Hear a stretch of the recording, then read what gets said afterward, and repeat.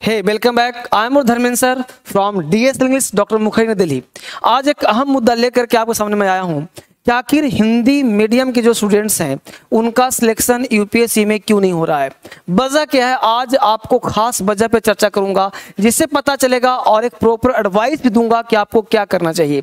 यानी आप अगर यूपीएससी की तैयारी करना चाह रहे हैं या फिर यूपीएससी की तैयारी करते हैं, आप मेंस इंटरव्यू पहुंच रहे हैं लेकिन आपका सिलेक्शन नहीं हो पा रहा है, तो आखिर क्या वजह है और ऐसा क्या करें कि आपका सिलेक्शन हो जाए। इन वजहों पे, इन सारे कारणों पे आज चर्चा करेंगे आपके साथ और मिल करके देखेंगे कि आखिर कैसे हिंदी मीडियम के स्टूडेंट्स कैसे सिलेक्शन ले सकते हैं और साथ ही साथ वो अपना लैंग्वेज, अपना मीडियम चेंज कैसे कर सकते हैं। तो आपको चेंज करने में क्या क्या कठिनाई होगी अगर आप हिंदी मीडियम से हैं और मीडियम चेंज करना चाहते हैं, यानी आप अपना बिल्कुल नॉलेज प्लस लैंग्वेज ट्रांसफर करना चाहते हैं इंग्लिश मीडियम में, तो आप ट्रांसफर कर सकते हैं। लेकिन कैसे, क्या क्या कठिनाई होगी और क्या क्या समस्या है, क्या समाधान हो सकता है। तो आइए चर्चा करते हैं कि आखिर हिंदी मीडियम के बच्चों का रिजल्ट क्यों नहीं हो रहा है और फिर इसके क्या क्या समाधान है और क्या पढ़ें, कैसे पढ़ें, क्या तैयारी करें। जिन बच्चों का इंग्लिश बहुत कमजोर है वो मीडियम कैसे चेंज करें, कहां पढ़ें और क्या चेंज करें, क्या दिमाग लगाए। तो इस पे पूरी की पूरी कहानी आज आपके साथ शेयर करता हूं, पूरा चर्चा करता हूं और फिर आपके साथ आगे बढ़ने का प्रयास करता हूं, देखता हूं करके। सबसे पहला चीज क्या है वो समझिए, यूपीएससी क्या है। यूपीएससी जो है, यूनियन पब्लिक सर्विस कमीशन, एक एलिट मेंटालिटी है। एलिट मेंटालिटी का मतलब क्या हुआ, भाई डीएम बन जाओगे रातों रात।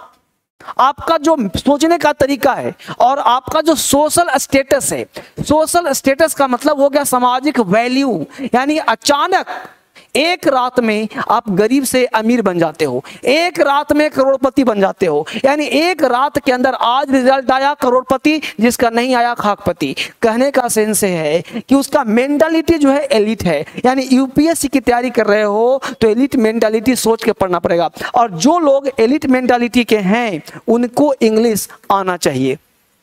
पहला शर्त, जो एलिट मेंटालिटी के होंगे उनको इंग्लिश आना चाहिए। तो सबसे पहला शर्त है कि आपको इंग्लिश नहीं आता तो ये नहीं कहना है कि अंग्रेजी में दिक्कत है, मेंटालिटी आपको चेंज करना पड़ेगा। Number 2, education gap. आप हिंदी मीडियम से पढ़ करके आए हैं तो बैठ के रोना नहीं रोएंगे कि मेरा एजुकेशन सिस्टम खराब है, बिहार का, यूपी का, हरियाणा का, राजस्थान का, पंजाब का। वहाँ इंग्लिश पढ़ाया नहीं जाता और जो इंग्लिश मीडियम के होते हैं उनको बचपन से इंग्लिश पढ़ाया जाता है, इसलिए उनका सिलेक्शन होता है और हिंदी मीडियम का रिजल्ट कम हो रहा है। तो कोई धरना प्रदर्शन से काम नहीं चलना, क्योंकि मैं कुछ बोलूंगा आपको बुरा भी नहीं लगना चाहिए। तो पहले आप समझिए चीज है क्या चीज। तो एजुकेशन गैप है, यानी हिंदी मीडियम और इंग्लिश मीडियम के जो बच्चे हो रहे हैं दोनों में कहीं ना कहीं एजुकेशन गैप हो रहा है। इस बात को समझिए, एक एक पॉइंट को नोट करिए। फटाफट आगे देखिए, अगला पॉइंट क्या है, स्टडी मटेरियल्स। आप मार्केट में चले जाइए, आप जनरल्स देख लीजिए, आप नेट पे सर्च करिए, हर चीज को आप देखेंगे तो इंग्लिश मीडियम का जो स्टडी मटेरियल्स है वो कॉम्परेटिवली ज्यादा है बशर्ते हिंदी मीडियम के। हिंदी मीडियम में क्वांटिटी भरा पड़ा है लेकिन क्वालिटी का अभाव है, राइट, क्वालिटी का अभाव है। यानी स्टडी मटेरियल्स हिंदी मीडियम में बहुत कम है इंग्लिश मीडियम की तुलना में। तो इंग्लिश मीडियम में स्टडी मटेरियल्स भरा पड़ा है और एक से एक क्वालिटी भरा पड़ा है। अब सोचते रहो कितना कितना अंतर है, बच्चों का क्यों कम हो रहा है, एक एक पॉइंट पर चर्चा कर रहा हूं। दूसरा, फैकल्टी। फैकल्टी क्या, आंसर राइटिंग। हिंदी मीडियम में पूरे हिंदुस्तान में आपके पास फैकल्टी का अभाव है। फैकल्टी मतलब टीचर्स, यानी टीचर्स अच्छे नहीं हैं। यानी एक भी टीचर ऐसे नहीं है, हैं टीचर्स, बहुत टीचर हैं, लेकिन टीचर ऐसे नहीं जो आंसर राइटिंग, यानी उनके पास नॉलेज तो है लेकिन स्किल नहीं है। यानी कि आंसर राइटिंग में समस्या है। यानी आंसर राइटिंग हिंदी मीडियम में बच्चों को ठीक से नहीं कर रहे हैं। आंसर राइटिंग बच्चों का अभाव पाया जाता है, क्योंकि बहुत सारे बच्चों का आंसर मैं चेक करता हूं, देखता हूं तो वहां बच्चों में वो स्किल नहीं है और उनसे कहा जाता है तो उनके स्किल का अभाव है। यानी कि हिंदी मीडियम में फैकल्टी का बहुत ज्यादा अभाव है और बहुत लिमिटेड टीचर हैं और लिमिटेड राइटिंग स्किल्स है। तो जो बच्चे हिंदी मीडियम के हैं उनका राइटिंग स्किल्स, आंसर राइटिंग बहुत पुअर हो रहा है, वो हिंदी में भी गलती कर रहे हैं और उनके पास रियल अप्रोच नहीं है। तो इस तरह से फैकल्टी का हिंदी मीडियम बहुत अभाव है, चूंकि बैकग्राउंड नहीं, चूंकि टीचर पैदा कहाँ से होते हैं, टीचर पैदा भी यहीं से होते हैं। जो आप हैं वही आप इंटरव्यू दे दिए, आप बन गए टीचर, आपका रैंक पीछे का आ गया, आप बन गए टीचर। तो वही टीचर है जो हिंदी मीडियम का लड़का होता है वही आगे चल क्या बन जाता है, टीचर बन जाता है और उनके अंदर क्या है, आंसर राइटिंग का भाव पाया जाता है। हमने 100-200 बच्चों को, हजारों बच्चों को देखा राइटिंग स्किल्स में, तो राइटिंग स्किल्स में वो चीज हमेशा क्रक्स का भाव पाया जाता है, एक रियल थीम का भाव पाया जाता है। तो हमने कोशिश किया, फैकल्टी का हिंदी मीडियम में भाव है, इसमें कोई डाउट नहीं है। अगला पॉइंट लैंग्वेज। अब होता क्या है कि अगर आपका लैंग्वेज इंग्लिश मीडियम का है तो आप हिंदुस्तान के दामाद हैं, आपकी खातिरदारी ज्यादा की जाएगी। आप बीपीएससी, यूपी पीसीएस, यूपीएससी, कोई भी पीसीएस जाते हो तो right now only 10% people are able to understand English. आज के डेट में भी 10% लोग ही इंग्लिश को समझ पाते हैं और लिख पाते हैं, बोल पाते हैं। यानी लैंग्वेज आपको डिसाइडिंग फैक्टर होगा। यानी आपका जो इंग्लिश मीडियम अगर है तो आप कैसा भी राइटिंग करते हो तो कुछ ना कुछ नंबर मिल जाता है, क्योंकि उसका मोनोपोली कहीं ना कहीं है। एक बात समझिए। दूसरा, यूपीएससी में ट्रांसपेरेंसी का भी अभाव है। पता ही नहीं चल पाता है मेंस का कितना मार्क्स आ रहा है, नहीं आ रहा है, आ भी रहा है तो किस कॉपी में बच्चा क्या लिखा। बच्चा सोच रहा है, बहुत हिंदी मीडियम के बच्चे विद्वान हैं, वो सोचते हैं बहुत अच्छा लिखा हूं, उसको पता ही नहीं नंबर कितना दिया गया, कितना नहीं दिया गया। तो ये ट्रांसपेरेंसी का अभाव होता है। इसके वजह से भी बच्चे जो हैं हिंदी मीडियम के बच्चे कुंठाग्रस्त हो रहे हैं, परेशानी उनको बढ़ रही है। आगे बढ़ते हैं। अब प्रश्न उठता है रीजन क्या क्या है। आप यूपीएससी जो आप पीटी मेंस इंटरव्यू देते हैं, इसका कारण जो आखिर बच्चे फेल हो रहे हैं, हिंदी मीडियम का रिजल्ट नहीं हो रहा, उसका कारण क्या है? तो कारण बताया तीन चार कारण और देखिए। एक है कि एबिलिटी ऑफ सोर्सेस, यानी क्वांटिटी और क्वालिटी, यानी आपके पास क्वांटिटी और क्वालिटी है। अब देखिए जो से क्वांटिटी और क्वालिटी, क्वांटिटी तो भरा पड़ा है, इसमें कोई डाउट नहीं है, क्वांटिटी भरा पड़ा है। अब रही बात क्वालिटी क्या, तो उसमें क्वालिटी है भी कि नहीं है, इस पर डिपेंड करता है। तो आप देखेंगे कि क्वालिटी का हमेशा अभाव पाया जाता है। यानी कि हिंदी मीडियम के जितने भी सोर्सेज हैं, रिसोर्सेज हैं, उसमें क्वांटिटी तो है, मात्रा है, लेकिन क्वालिटी का सर्वथा हमेशा अभाव पाया जाता है, यानी रियल क्वालिटी नहीं है।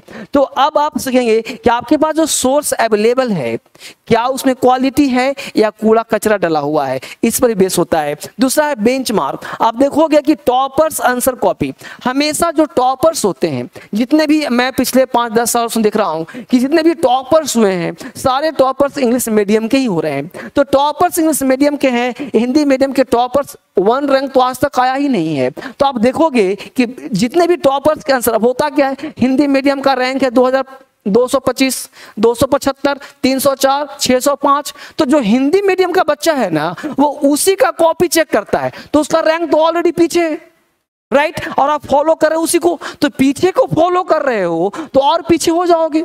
और जितने भी हिंदी मीडियम के टीचर्स हैं वो क्या करते हैं, उसी का एग्जाम्पल देते हैं कि देखो ये इतना नंबर लाया। तो आप हमेशा पीछे को फॉलो कर रहे हो तो आप और पीछे हो जाते हो। यही वजह है कि आपका बेंचमार्क, टॉपर्स का जो आंसर कॉपी है वो भी कमजोर हो जाता है। तीसरा है इवैल्यूएटर्स लिमिटेड हैं, जो आपके कॉपी को इवैल्यूएट कर रहे हैं, जो आपका कॉपी चेक कर रहे हैं, वो भी लिमिटेड है। यानी हिंदी मीडियम का कॉपी चेक करने वाला भी टीचर, मुझे लगता है कि वह भी इंग्लिश मीडियम का है, क्योंकि हिंदी मीडियम में कॉपी चेक करने वाले टीचर्स का भी अभाव है।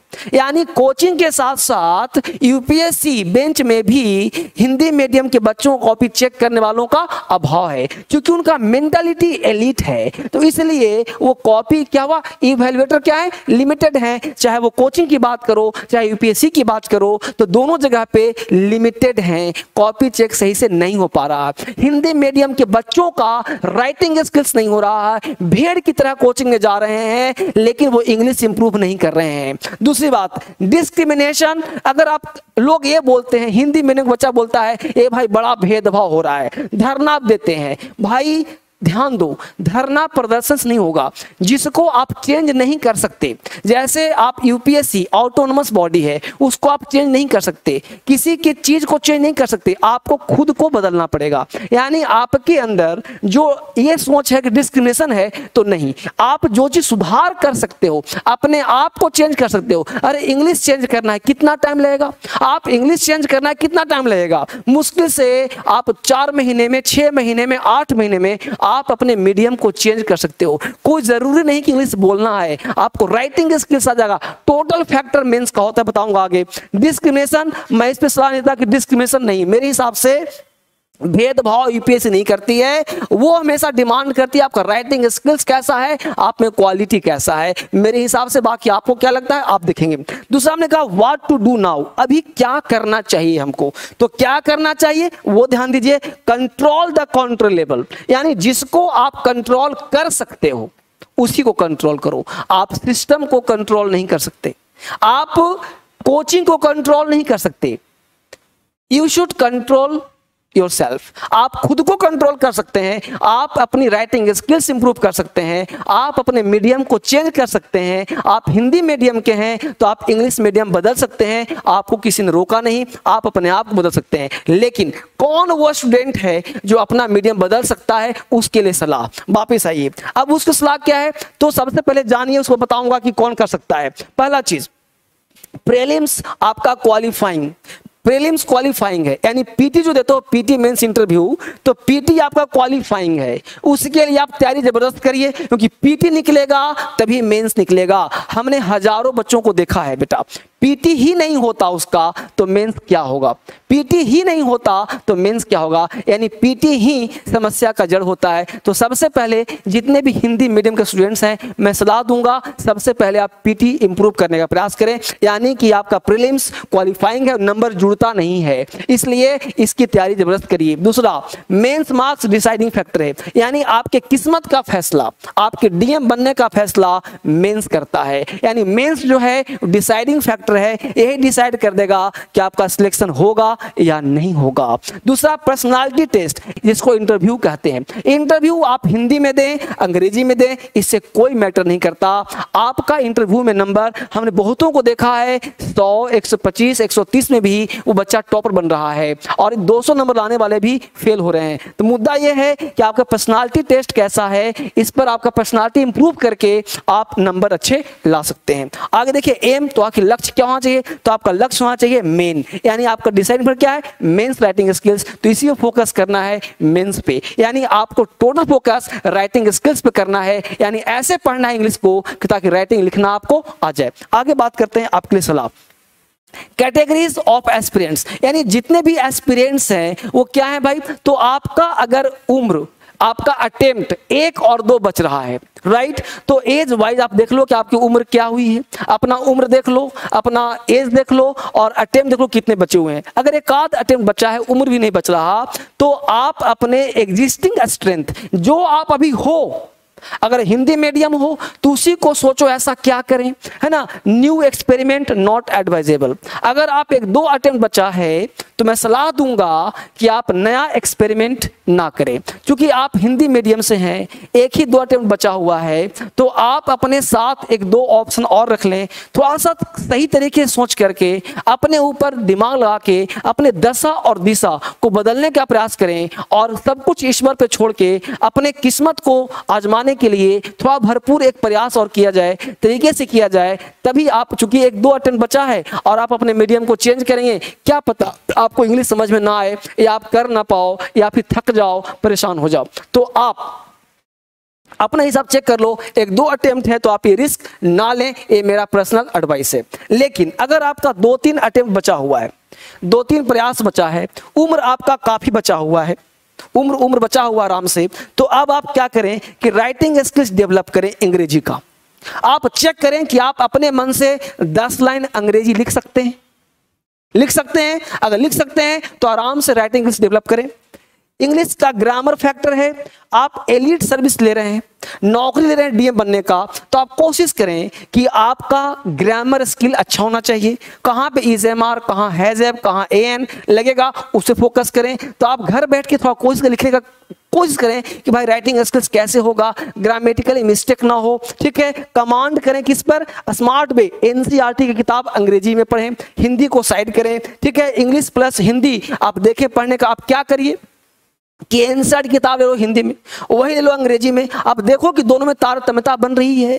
क्या हिंदी वाला अंग्रेजी पढ़ के समझ में आ रहा है? आप अपना बेसिक इंप्रूवमेंट करने का प्रयास करें। जब आप बेसिक इंप्रूव करना शुरू कर दोगे तो आपका स्किल अपने आप बढ़ना शुरू हो जाएगा। जो किताब हिंदी में लिया है वही अंग्रेजी ले लो, इस तरह से पढ़ने का प्रयास करो। दूसरा, कमांड करो जीएस प्लस लैंग्वेज का, यानी जीएस और लैंग्वेज इन दोनों को साथ साथ इंप्रूव करने का प्रयास करें। ठीक है बेटा, हमने कहा बिगिनर, जो बच्चा अभी इंटर में है, ग्रेजुएशन में है, उसके पास उम्र ज्यादा है, तो उन बच्चों को सलाह दूंगा कि ना तो आप हिंदी का कोचिंग करें, मतलब हिंदी मीडियम में कोचिंग करें, और ना ही इंग्लिश मीडियम में कोचिंग करें। मैं कहता हूं कि यूपीएससी करने के लिए सबसे पहले अंग्रेजी का कोचिंग करें और उस कोचिंग में पढ़ें जहां बेसिक से लिखना, बेसिक से समझना सिखाया जाता है। आप उस तरह से प्रयास करें कि जहां पे आपका राइटिंग स्किल्स इंप्रूव हो रहा है, जहां बेसिक ज्ञान मिल रहा है कि सब्जेक्ट क्या होता है, वर्ब क्या होता है, ऑब्जेक्ट क्या होता है, एक एक पार्ट राइटिंग क्या होता है, क्योंकि पूरा खेल ना राइटिंग स्किल्स का है।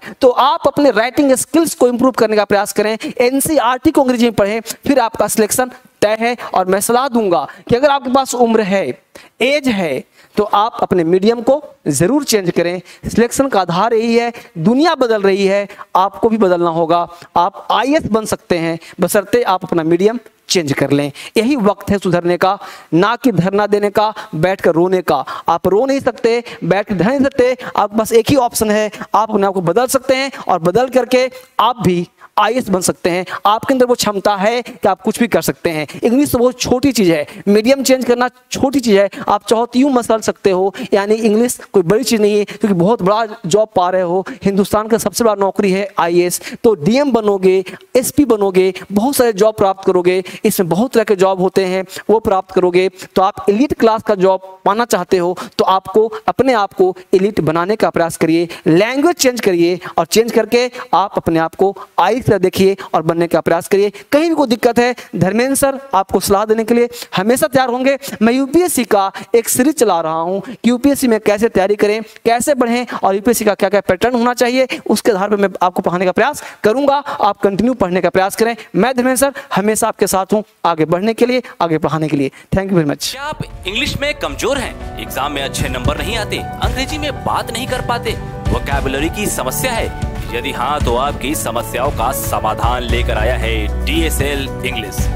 प्ले स्टोर से तुरंत डाउनलोड करें क्रांतिकारी English app. Online English learning की दुनिया का बड़ा नाम धर्मेंद्र सर की क्रांतिकारी पहल क्रांतिकारी इंग्लिश ऐप। अंग्रेजी में जीरो से हीरो बनने का सफर। किसी भी प्रतियोगी परीक्षा की तैयारी अब अंग्रेजी नहीं बनेगी बाधा।